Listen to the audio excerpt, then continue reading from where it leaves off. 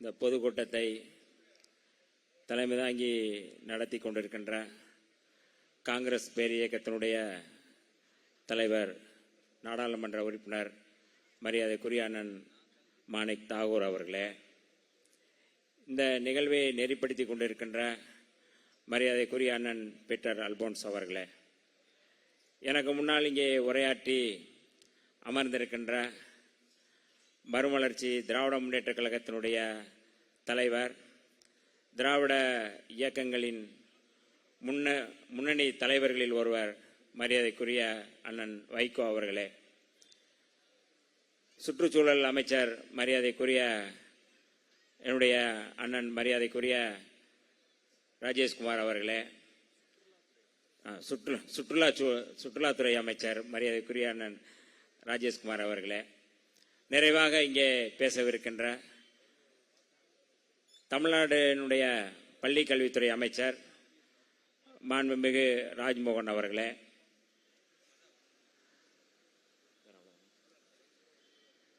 இந்த போராட்டத்தில் அல்லது இந்த நீட்டு எதிர்ப்புக்கு எதிராக களத்தில் நிற்கின்ற அத்தனை உறவுகளுக்கும் என்னுடைய வணக்கங்களை தெரிவித்துக் கொள்கின்றேன்.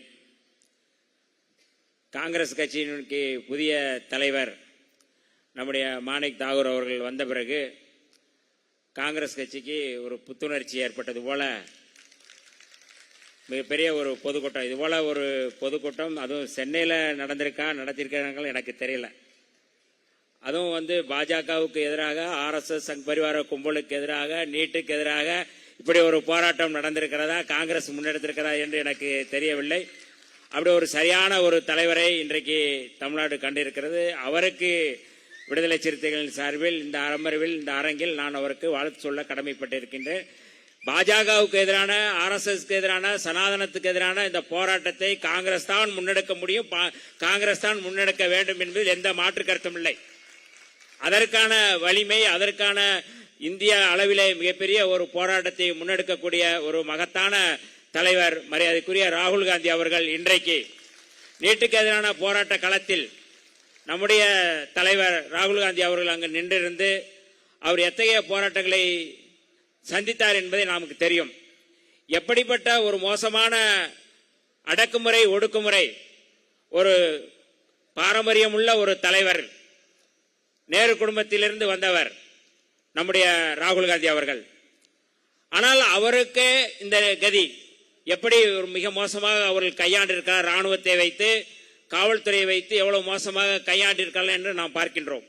ஆனால் அதையெல்லாம் எதிர்கொண்டு இந்த களத்திலே நீட்டுக்கு எதிராக நான் நிற்போம் என்று அவர் நிற்பதுதான் இன்றைக்கு பாஜகவுக்கு சவால் விடக்கூடிய ஒரு மிக அகில இந்திய அளவிலே இன்றைக்கு நிற்கக்கூடிய ஒரு கட்சியாக இருக்கின்றது.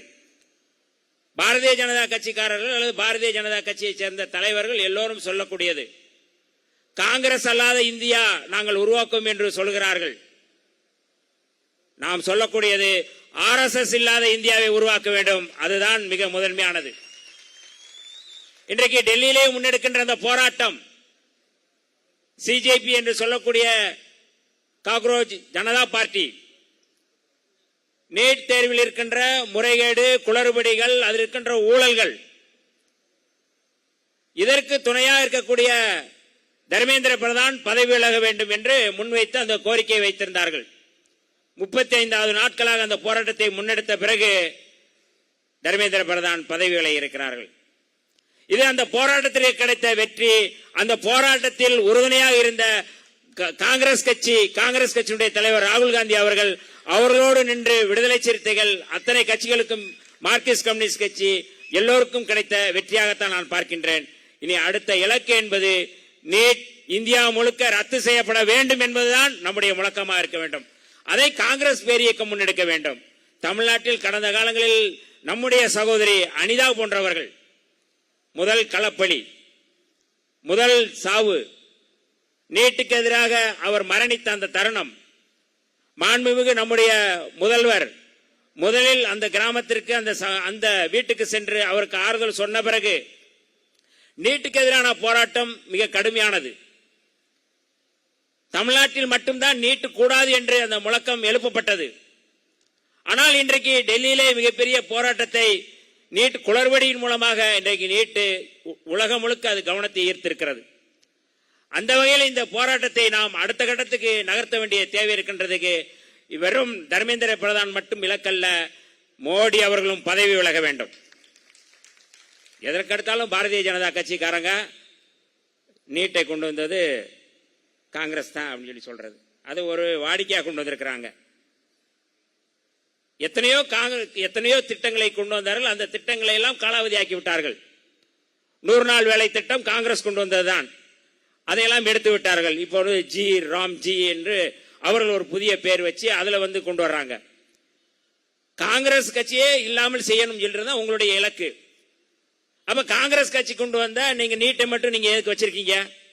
இன்றைக்கு இந்தியா கட்டமைப்பாக இருக்கிறது என்றால் காங்கிரஸ் கொண்டு வந்த அத்தனை திட்டங்களும் தான். இனி இன்னைக்கு இந்தியா முழுக்க பொதுத்துறை நிறுவனங்கள் இருக்கு. அந்த பொதுத்துறை நிறுவனங்களை உருவாக்கியது காங்கிரஸா பாஜகவா? இந்த அமர்வில் நாம சவால் விடலாம். அத்தனை பொதுத்துறை நிறுவனங்களையும் காங்கிரஸ் தான் கொண்டு வந்தது, காங்கிரஸ் ஆட்சி தான் கொண்டு வரப்பட்டது.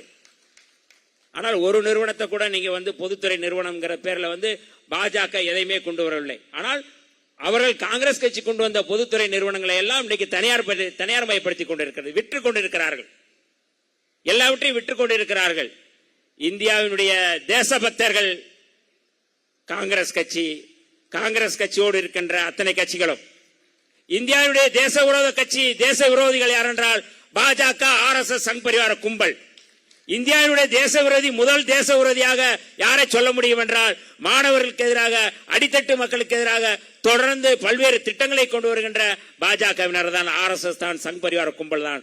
அவர்கள் தான் மாணவர்களின் போராட்டத்துக்கு இடையே சீருடை அணியாத அவர்கள் உள்ளே புகுந்து தாக்குதல் நடத்தினார்கள்.